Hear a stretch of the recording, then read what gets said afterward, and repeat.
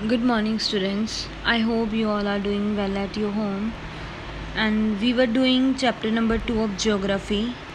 So, open your supplementary book at concept number 7 and page number 15. And today we will do about what do you mean by soil degradation or soil conservation. After that we will discuss about water as a source. Okay, so let's start with this. इसमें अब सबसे पहले क्या है, soil degradation. Soil degradation क्या होता है? Soil degradation refers to the deterioration और decline of the soil quality. इसमें जो सॉइल की क्वालिटी है बेटा वो डिक्रीज़ हो जाती है. इसके मेन 2 रीज़न्स होते हैं, या तो उसकी फर्टिलिटी कम हो जाती है या सॉइल इरोजन हो जाता है, नष्ट हो जाती है वो. ठीक है, जब टॉप लेयर होती है अर्थ सरफेस की टॉप लेयर होती है सॉइल की, अगर वो ही ख़त्म हो जाए वहाँ से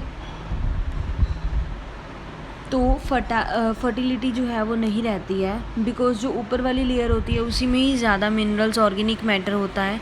सॉइल डिग्रेडेशन जो है is a result of human activities as well as natural process. जो भी नेचुरल प्रोसेस होता है या फिर ह्यूमन जो एक्टिविटीज़ करता है उसकी वजह से सॉइल डिग्रेडेशन जो है वो आती है, वो फेस करनी पड़ती है. अब उसके रीज़न्स क्या हैं? अब रीज़न्स देखते हैं. सबसे पहले फर्स्ट रीज़न जो आ जाता है वो है रेन वॉश. जब बारिश होती है तो ऊपर वाली लेयर बारिश के साथ ही जो है वो आगे कंटिन्यू चली जाती है, रन ऑफ हो जाती है वहाँ पर, जिसको हम बोल देते हैं कि ये सॉइल डिग्रेड हो गई. ठीक है. सेकंड जो है वो लैंडस्लाइड है. लैंडस्लाइड जो है यहाँ पर क्या होता है, अर्थ का ऊपर वाला हिस्सा जो है वो ख़त्म होना शुरू हो जाता है, सॉइल लॉस होनी शुरू हो जाती है, जिससे रिज़ल्ट ये आता है कि जो सॉइल का मटेरियल है वो मिक्स हो जाता है और उसकी जो क्वालिटी है वो डिक्रीज़ हो जाती है. ठीक है, reducing the soil quality. Next आ जाता है फ्लड. जब फ्लड आ जाता है तो ऑब्वियसली वो अपनी जो टॉप लेयर है सॉइल की वो अपने साथ ले जाएगा, है ना. नेक्स्ट आ जाता है डिफॉरेस्टेशन. अगर हम ट्रीज़ कट करेंगे, ऑब्वियस सी बात है, ट्रीज़ अगर हम कट करते हैं तो वेजिटेशन जो है वो हमारे लिए इम्पॉर्टेंट है.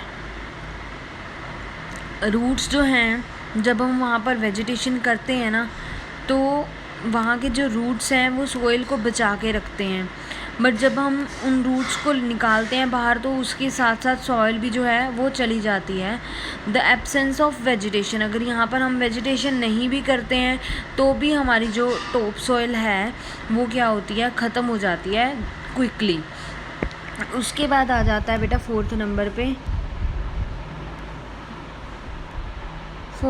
हमारा आ जाता है ओवरग्रेजिंग. ओवरग्रेजिंग क्या होता है, जब कैटल जो होती है या फिर कोई और एनिमल जो होता है वो अगर ग्रास इतना खा लेती है कि प्लांट जो होता है, जिस प्लांट में मिट्टी भी होती है सॉइल भी होती है वो भी उसी के साथ चली जाती है, तो उससे भी जो है हमारा सॉइल इरोजन हो जाता है.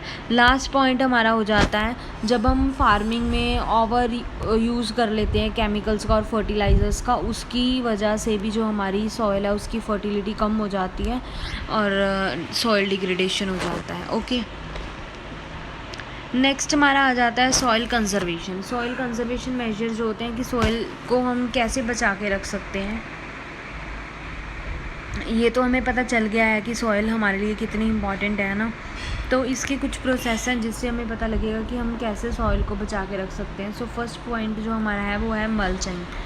मल्चिंग में क्या होता है, यहाँ पर एक ग्राउंड होता है, यहाँ पर डेड लीव्स हैं. लाइक देखो आपको पिक्चर में भी दिखने को मिल रहे होंगे, यहाँ पर डेड लीव्स हैं. डेड लीव्स को हमने क्या करना है, या फिर स्ट्रॉ को इकट्ठा करना है ताकि सॉइल के मॉइस्चर को हम बचा के रख सकें.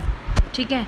नेक्स्ट आ जाता है काउंटर बैरियर्स. काउंटर बैरियर्स में क्या होगा, जैसे बैरियर्स स्टोन्स हो गए या ग्रास हो गया और सॉइल ऐसे बिल्ड कर दिए जाएं ताकि जो हमारी सॉइल है वो उधर से जाए ही ना वाटर के साथ साथ. ये देखो अगर आपको पिक्चर में दिख रहा है तो ऐसे जो है अगर बना दिया जाए तो सॉइल जो है वो यहीं पे रुक जाएगी, वाटर के साथ नहीं बहेगी वो. ठीक है.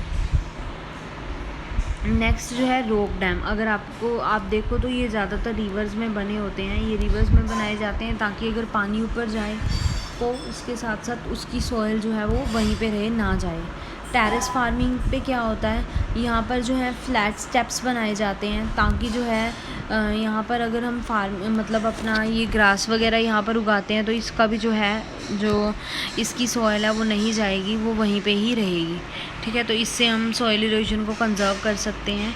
नेक्स्ट आ जाता है इंटरक्रॉपिंग। इंटरक्रॉपिंग में क्या होता है? इंटरक्रॉपिंग में होता है जब हम मतलब एक से ज़्यादा जो है वो क्रॉप्स उगा देते हैं ना, डिफरेंट टाइम्स के ऊपर, ऑल्टरनेटिव रोज़ के ऊपर, है ना। एक उसमें बीन्स लगा दिए या फिर एक में वीट, कुछ भी ऐसे लगा दिया है ना, ताकि वो बारिश से बच जाएं।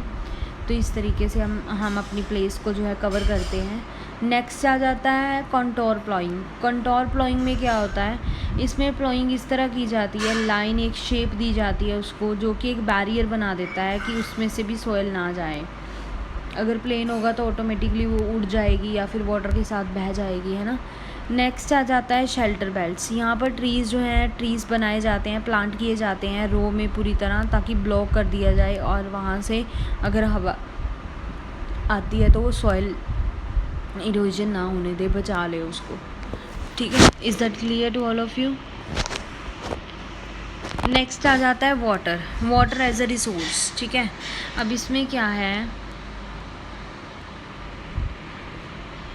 वाटर एज अ रिसोर्स में क्या है?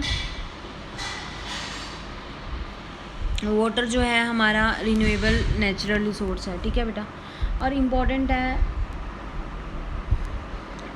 इसकी हमारी लाइफ में बहुत ज़रूरत है अगर हमने जीना है तो। बहुत सारे ऐसे डे टू डे यूजेस हैं जो हमारी एक्टिविटीज़ हैं जो पानी को ख़त्म करती जा रही हैं, लाइक इंडस्ट्रियल एक्टिविटीज़ हो गई, हाउस होल्ड एक्टिविटीज़ हो गई, इन्वायरमेंटल एक्टिविटीज़ हो गई। हम अगर देखते हैं तो ग्राउंड वाटर और सरफेस वाटर जो है हमें रिवर्स में मिलता है और water vapour of the atmosphere में मिलता है। जैसे फ्रेश वाटर जो है वो ग्राउंड वाटर भी माना जाता है, लाइक हैंड पम्प्स वगैरह हो गए, और फ्रेश वाटर जो है वो हमें ग्लेशियर्स वगैरह से भी मिलता है।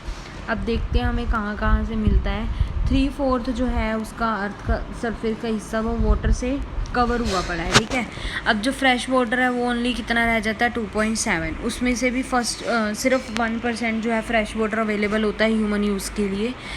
फ्रेश वाटर इज़ देयरफॉर जो है इम्पॉर्टेंट माना जाता है और प्रीशियस माना जाता है। जैसे हमारे लिए गोल्ड और डायमंड होता है ना, वैसे वाटर भी है। अब NCERT बुक्स ओपन कर लो बेटा अपनी, एट पेज नंबर 13। आप बेटा इसको खुद से भी रीड कर सकते हो, बिकॉज जो मैं ऊपर आपको समझा के आई हूँ ऑलमोस्ट वही पॉइंट्स इसमें हैं। ठीक है, तो जो फर्स्ट इसमें वाटर के बारे में बताया गया है वही सेम है कि कहाँ कहाँ से हमें पानी मिलता है, कितने % रह जाता है। 1% फ्रेश वाटर जो है वो ह्यूमंस के लिए अवेलेबल है, कैसे हम उसको बचा सकते हैं, उसकी टोटल वॉल्यूम है कितनी है। तो उसके बाद क्या होता है, यहाँ पर प्रोसेस किए जाते हैं कुछ। ठीक है, ऑलरेडी हमें एक पता है वाटर साइकिल, है ना, और हार्वेस्टिंग का कैसे हमने वो करना है, कैसे हमने रेन वाटर बचा के रखना है ताकि हमारे वो उसको हम दोबारा से रीयूज़ कर सकें।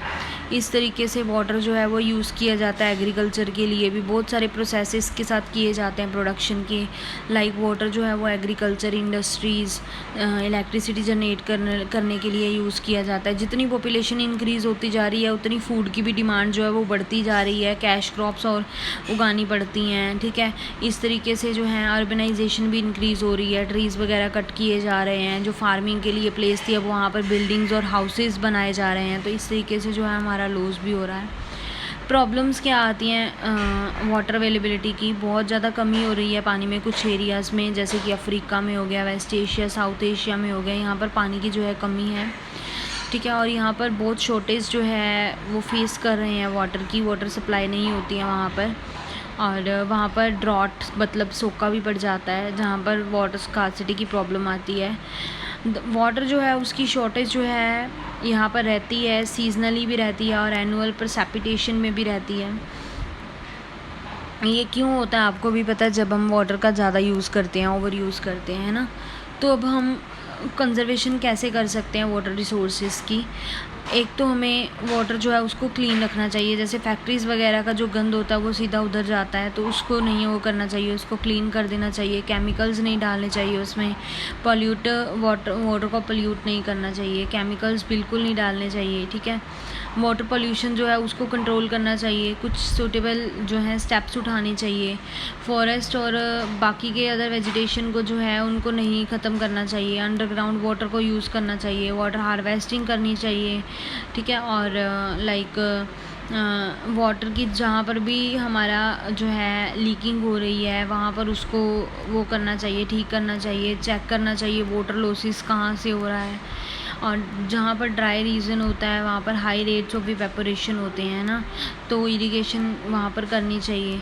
वैल्यूएबल वाटर रिसोर्स जो है उसको कंजर्व किया जाता है बाय अडॉप्टिंग बहुत सारे मतलब अडॉप्ट करके हम बहुत सारे मेथड्स जो हैं वाटर को कंजर्व कर सकते हैं, बचा सकते हैं। वाटर का मिसयूज़ नहीं करना चाहिए, ओवर यूज़ नहीं करना चाहिए, ठीक है। तो कुछ ऐसे पॉइंट्स जो हैं हमें फोकस करने चाहिए जिस वजह से हम अपने वाटर को कंजर्व कर सकते हैं। So this is enough for today. I hope आप सबको समझ आ गया होगा। If still there is any doubt you can clear it with me. Okay, have a nice day.